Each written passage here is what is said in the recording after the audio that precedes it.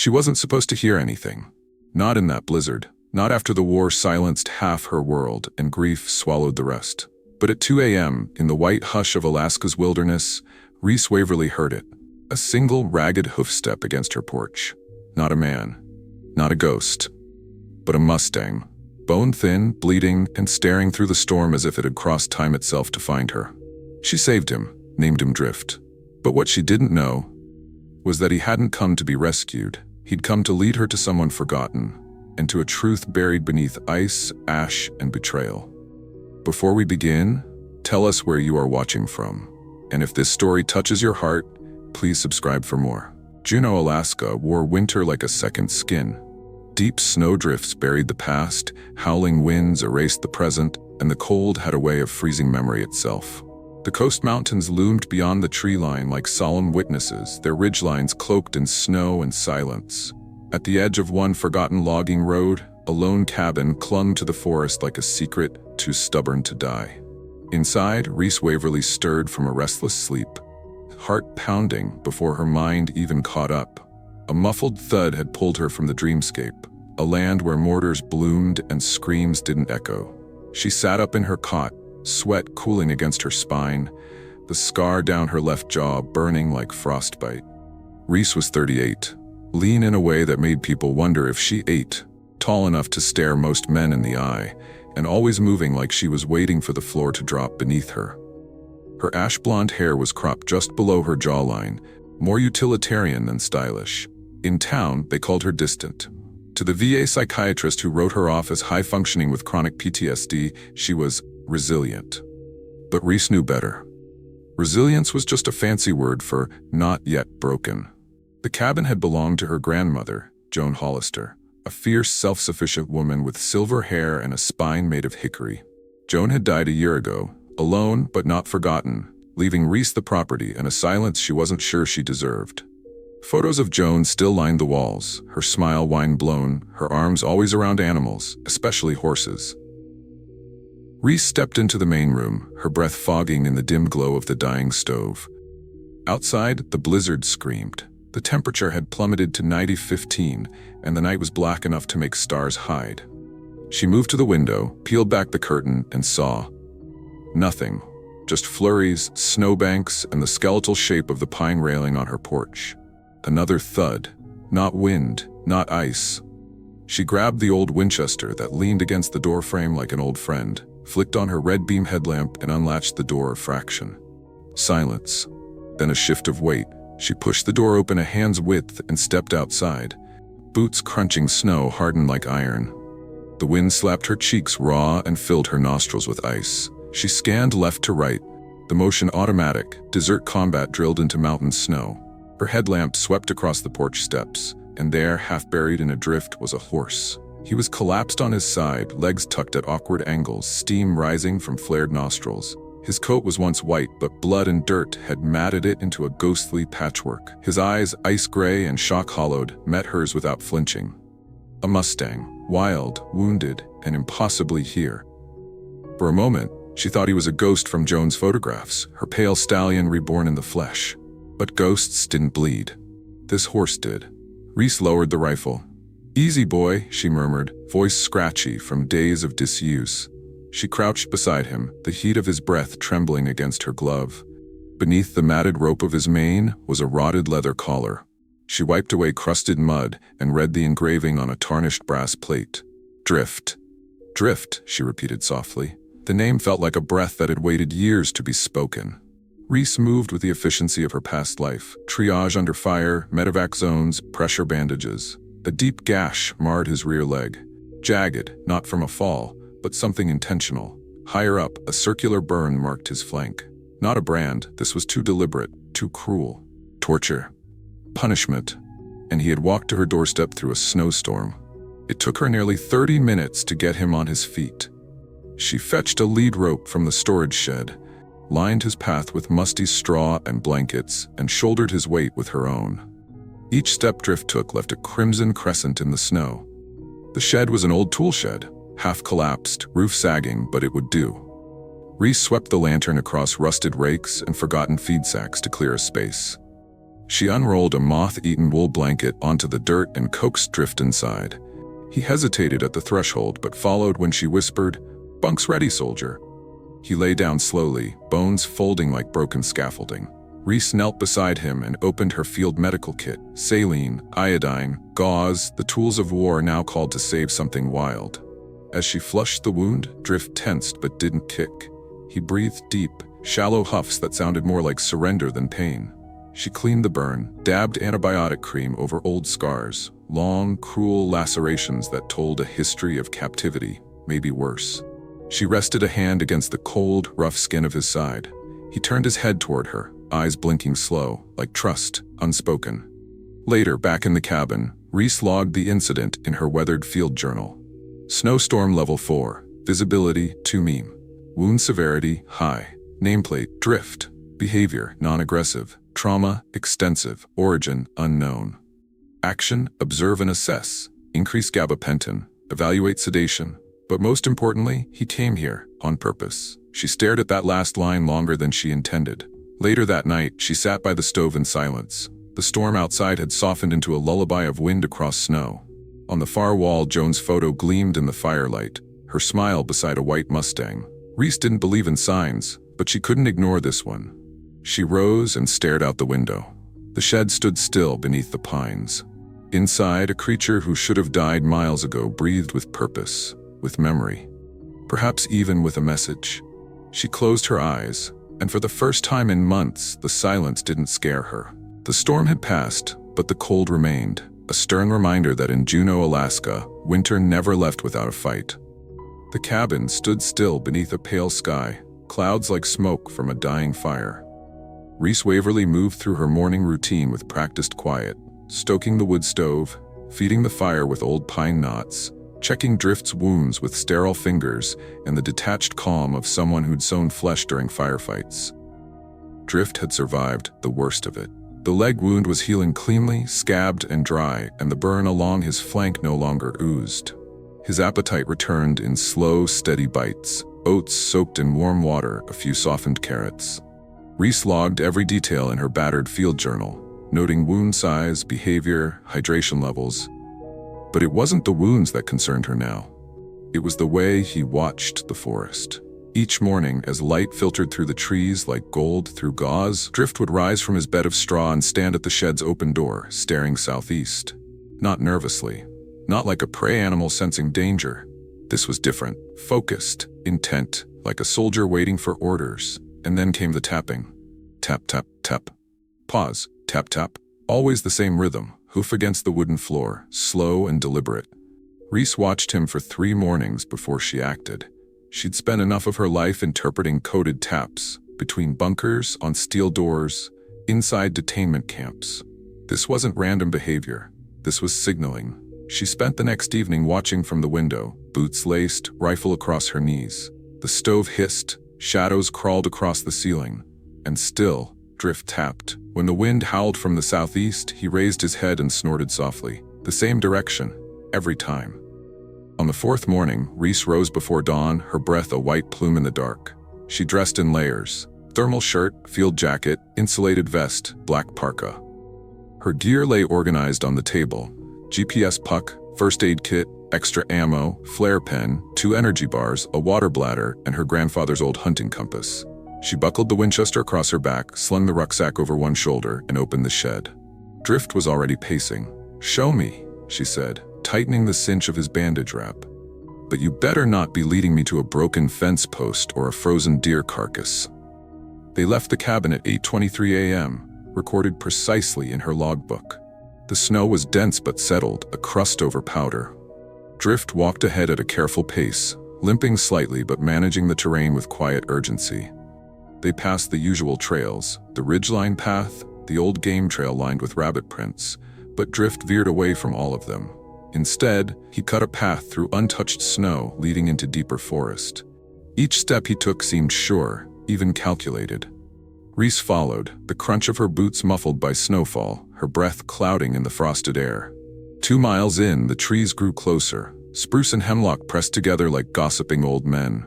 Drift slowed, ears twitching, and came to a stop beside a cedar tree scored with 3 deep gashes.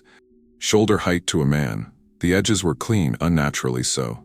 Reese knelt, ran a gloved finger along the bark. The sap had frozen in glossy ribbons. Not a bear, not an accident. She looked around. 20 meters away, another tree bore the same triple scar, and another beyond that. A trail, marked in code. Her stomach tightened. This wasn't just wildlife behavior. This was human. Intentional. It reminded her too much of a mission gone wrong. Kirkuk, 2017. They'd intercepted a pattern like this on old stone walls, marking rooms where hostages were kept. She'd followed those signs straight into a bunker that held only corpses and one broken man who had died an hour before they got there. She never knew his name, but his eyes followed her in dreams. She shook the memory off and moved forward. The markings continued, each set of slashes spaced unevenly, as if marked in haste or under pressure. Drift stayed close but quiet, nose to the wind. His breathing had changed, shallow, alert. Reese flicked the safety off the Winchester. 3 hours passed. The sun hung behind gauzy clouds, casting little warmth. Her fingers ached despite the gloves. The silence thickened. No bird calls, no creaking trees. Just the crunch of snow and Drift's hooves breaking rhythm. At last, they entered a basin, low ground surrounded by a barricade of wind-swept spruce. Reese paused. On the far side, half hidden behind snowdrifts and thorn brambles, stood a small, crumbling cabin. The roof sagged like a broken spine, one shutter askew. But what caught her attention wasn't the structure, it was the smoke. Not visible, not curling into the air. But on the chimney's edge, clinging like memory, was a dusting of ash, and the snow around the door was churned, stepped on, recently. Drift stopped cold, his breath clouded in quick bursts. Then he struck the snow once, hard enough to echo. His ears flattened. Reese raised the rifle and approached in a crouch. No footprints were distinct. Recent snowfall had half buried them. But the disturbances were real. Beside the windowsill, a long smear of soot brushed across the wood. Nearby, 2 deep ruts in the snow led from the trees to the porch, drag marks wide enough for a body. She moved toward the door, now fully alert. No sound came from within, no movement, but her gut clenched, same as it had the night before an ambush in Syria. Something was inside, or had been. She signaled Drift to stay and circled wide, scanning the cabin's perimeter. The rear wall was split where tree roots had pushed through the foundation. She peered through the gaps and froze. Inside, barely visible in the gloom, was a narrow cot. On it, unmoving, lay what looked like a man, thin to the point of transparency, hair white as snow, beard tangled over a sunken chest. One wrist was chained to the bedpost. Reese's blood turned to ice. The rusted padlock surrendered after 90 seconds of steady pressure and whispered cursing. Reese Waverly's hands, numbed in the frigid air, fumbled as the heavy chain slid away from the latch and fell to the porch with a clank that rang across the frozen basin. Behind her, Drift pawed at the snow, breath steaming, head swinging toward the trees with a nervous rhythm. He knew something was inside, had known all along. Reese trusted that now. Trusted him in a way she hadn't trusted anyone in years. She eased the rifle to her side and shouldered the door open. The smell hit her first, old smoke, mildew, and something more metallic like dried blood and rusted iron. The dim light from her headlamp swept across a cluttered room where time had stalled and rot had crept. Furniture sagged into itself. Tin cans cluttered the floor, and at the far end, under a threadbare wool blanket, lay a man shackled to an iron bed frame. Reese moved quickly, years of battlefield triage kicking in. The man's cheeks were hollowed, his skin paper-thin over jutting bones. His beard had grown wild, silver and coarse, matching the tangled hair that spilled over the pillow like winter moss. One wrist was cuffed to the bed frame, the skin beneath the shackle raw and weeping. The other arm lay limp across his chest, fingers twitching like they were still dreaming. She dropped her pack beside the bed and knelt, brushing 2 fingers over his carotid, weak pulse, shallow breath. Core temperature low, but not irrecoverable. He was still alive, barely. She glanced down at the floor and spotted a keyring, tied with a strip of cloth hanging from the bedpost. Cheap iron, unpolished, a prisoner's mockery of control. Reese unclipped the cuffs and winced at the tear of skin. "Stay with me," she whispered. "I'm not your enemy." The old man's eyelids fluttered. "Joan," he croaked. His voice was paper, barely there, but the name was unmistakable. Reese froze. Her grandmother's name hadn't been spoken aloud in months, not even by Reese herself. She leaned closer. "No, I'm Reese. Joan was my grandmother." His eyes, clouded with cataracts, blinked against the light. She had a daughter?" he rasped. "Yes, my mother. She died young." The old man nodded slowly, each movement an effort. "Then, you are real," he murmured. "She said you would find me." His words dropped into her chest like coals. Reese worked quickly. She clipped a heat pack beneath his armpit, another beneath his knees. She unwrapped her spare fleece and wrapped him tight, layering a windbreaker over that. From her med kit, she drew a soft plastic syringe, filled it with warm, melted snow water and glucose powder, and pressed it to his lips. He sipped, sputtered, then swallowed. "Name?" she asked. "Silas," he wheezed. "Silas Marin." Reese stilled. Marin. The name stirred something in her memory. Joan's old letters, journals filled with slanted handwriting. There had been a Walt once. No, not Walt. Silas, a high school sweetheart. Everyone believed he'd died in the war. Disappeared during a recon op in '73. But clearly, he hadn't died. He'd been buried alive. "How long?" she asked. Silas shook his head. "Too long." The stove in the corner held the last remnants of char. Reese coaxed a flame from scavenged kindling and fed the pot with snow. When the water hissed to life, she added iodine and dipped a rag. Carefully, she cleaned his wrists, wiping away blood and filth, speaking softly all the while. Behind her, Drift stood in the doorway, his head dipped low. The Mustang didn't step inside, but his presence filled the room. Silas turned his head toward the horse. "I know that look," he said, voice flickering back. "He's Joan's." Reese blinked. "You knew her horse?" Silas chuckled, dry and brittle. "Gray Ghost. That's what we called him. She raised him from a foal, never took a bridle to him, trusted her voice more than rope." She glanced at Drift, at the scars beneath his mane and the ancient look in his eyes. "This one's named Drift," she said softly. "He came to me in a storm, led me to you." Silas' eyes brimmed with water. "Then it's true," he whispered. "He found her, and found you." Reese wrapped his hand in gauze that, watching how his fingers twitched weakly against hers. "Who did this to you?" she asked. The pause was long. Then came the answer. "Emmett." "My nephew," she frowned. "Why?" Silas's voice cracked. "For the deed. The mine up in Silver Ridge. Old claim. Joint ownership with Joan. They thought it worthless. Then they found ore, platinum, rare metals. Suddenly, I was worth more locked up than buried." Reese sat back on her heels, stunned. "You were kidnapped?" "No," he murmured. "Not at first. After my second heart attack, Emmett said he'd help me convalesce here. Moved me into the cabin, took my phone, disconnected the road, said the cold air would help. Then came the cuffs, the threats. He wanted me to sign it all away." She stared at the dying fire, anger rising like a tide. She had seen cruelty. She had cleaned wounds that men inflicted on their own brothers for oil, land, power. But this was closer, personal. A betrayal inside bloodlines. Outside, the wind shifted. Drift blew softly through his nostrils. Reese moved to the window, no movement, no shadows between trees. Still, she felt it, that twitch of bone-deep instinct, the one that always rang before something snapped. "We need to move," she said. Silas didn't argue. She fashioned a makeshift sled using an old plank and rope from her pack. Drift stepped forward, calm despite the task. Reese looked him in the eye. "One more mile, friend. Just one more." The horse snorted and lowered his body. With quiet effort, Reese lifted Silas onto the sled. Drift carried the weight without protest, though his limp worsened as they crossed the snow. They reached the edge of the basin by twilight. Reese spotted something ahead, faint tracks, too recent to be hers. Human, wide stride, headed toward the cabin. She turned toward Drift, her voice low. "We have company coming." The fire started with a whisper, a single breath from an old oil lantern tipped by the heel of a boot. But it would grow fast, too fast. Reese Waverly could already smell the kerosene blooming in the air, mingling with scorched pine and the sharp sting of panic. 10 minutes earlier, the room had been silent but for the rustle of blankets and the murmur of wind between boards. Silas Marin was tucked beneath 3 layers, pulse thin but steady, his eyelids twitching with half-lucid dreams.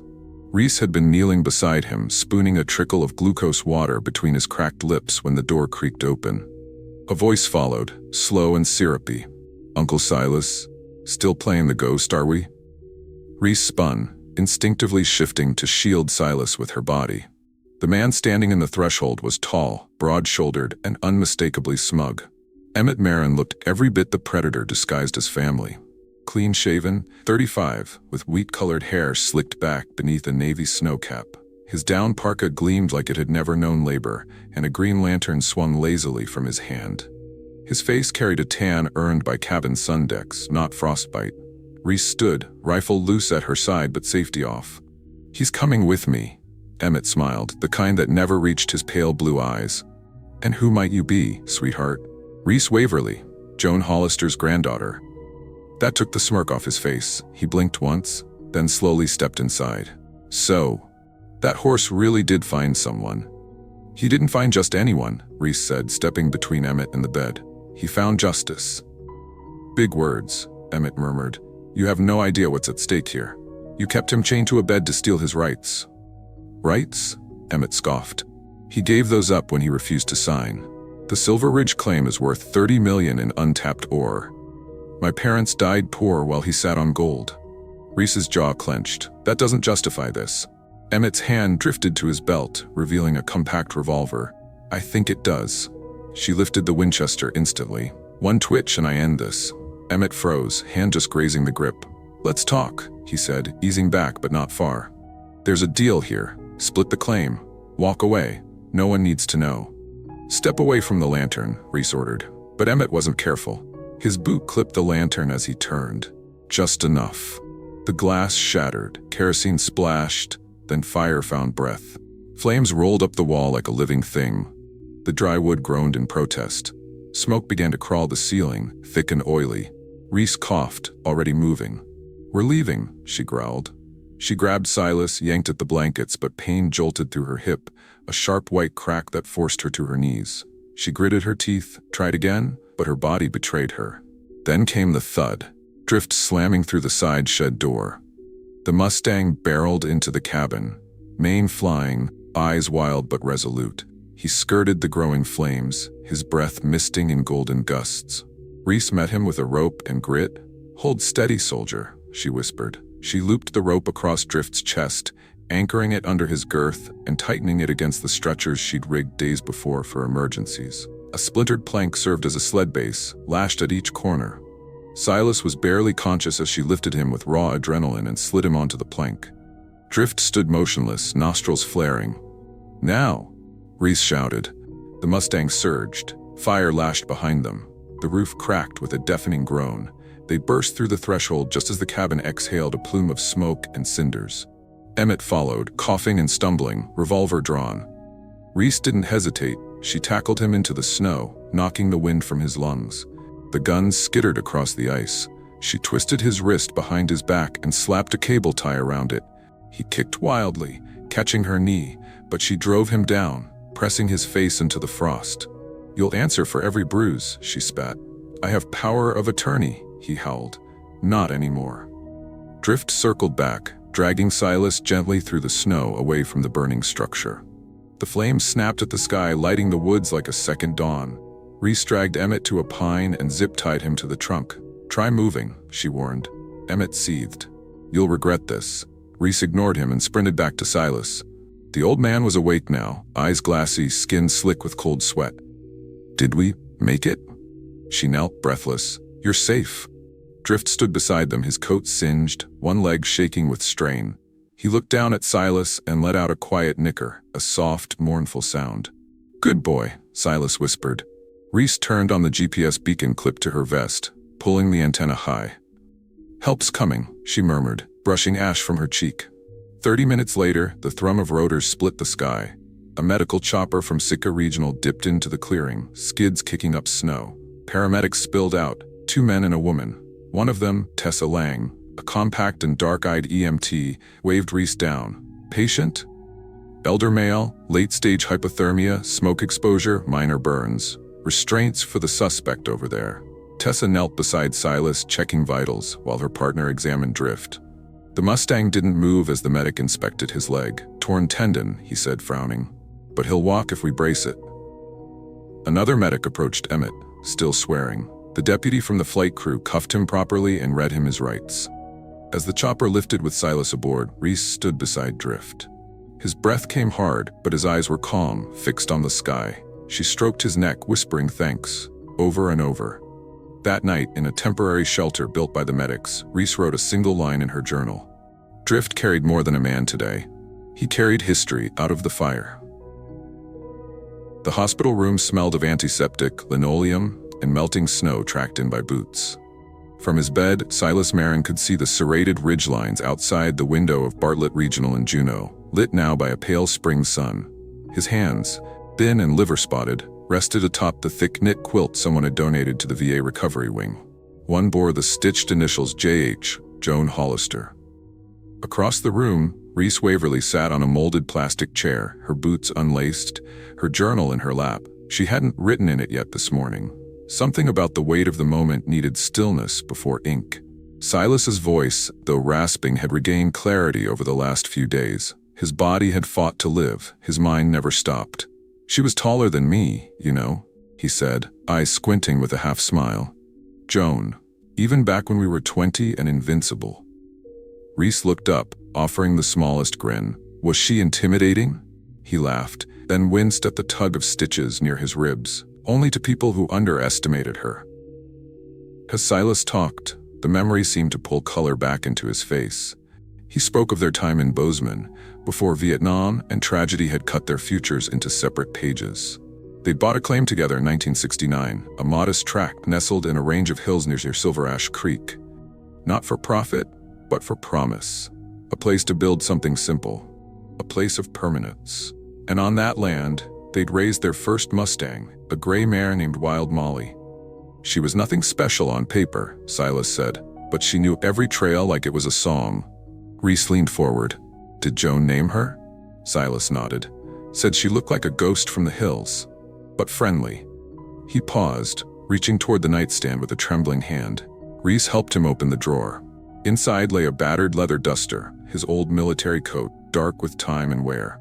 She slid her fingers under the inner lining, gently parting a seam she'd stitched closed 2 nights prior.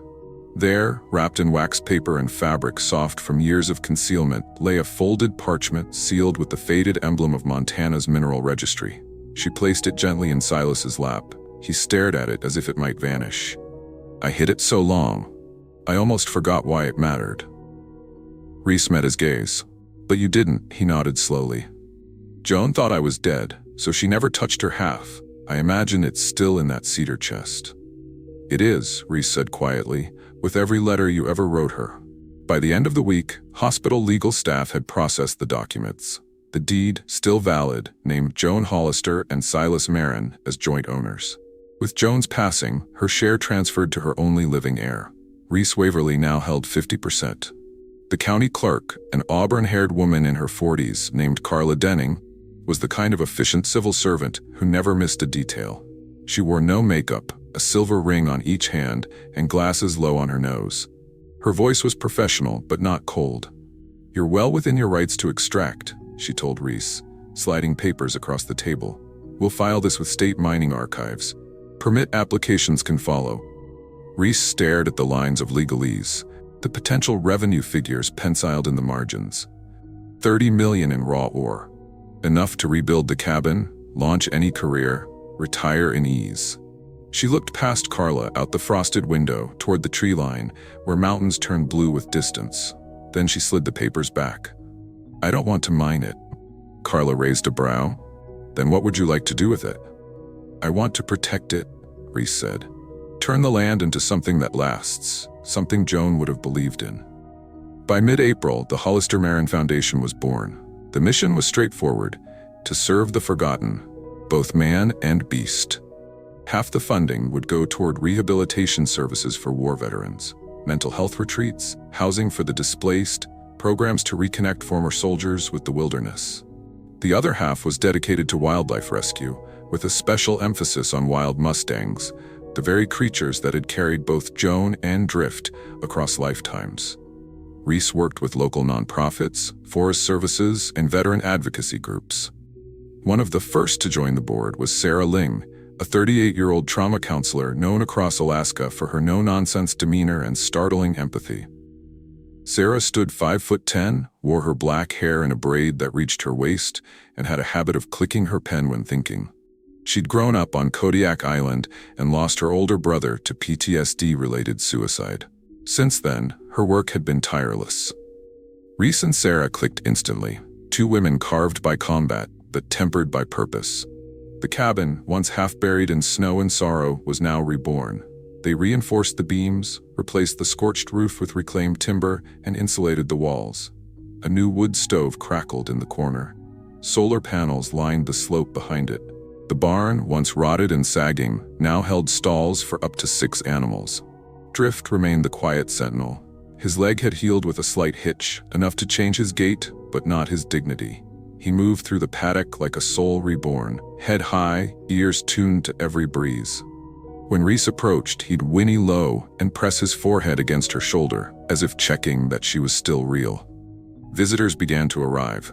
Veterans from Anchorage, from Spokane, from tiny outposts where no one remembered their service. They came in worn boots, with stories behind their eyes. Some stayed 3 days, some stayed a month. Reese taught them to care for the land, and Drift taught them how to listen. And every night, before lights dimmed and the wind took over, Reese wrote in her journal. The final entry came under a sky inked with stars. Day X. Everything we lose can be found again, if even one creature remembers we were here. She closed the journal. Drift lifted his head from the hay and stared at her, moonlight tracing silver down his face. His breath curled in the cold. He blinked once, slow, solemn, as if to say, I remember. Sometimes what we think is lost forever can still be found, not through fortune or force, but through loyalty, memory, and the quiet courage to follow where love leads. Drift was just a Mustang to most, but to Reese, he was a bridge between generations, a living whisper from the past that brought healing to the present. In our own lives, we often carry silent wounds, from war, from grief, from feeling forgotten. But healing begins the moment we choose to care, to remember, and to act. Whether it is a person, an animal, or a piece of history, redemption waits where we dare to believe in it. Let this story remind us, even in a world that moves fast and forgets easily, there is power in holding on, in restoring what others have given up on. If this story moved you, share your thoughts in the comments, subscribe to the channel for more stories like this, and help us keep telling tales that speak to the soul.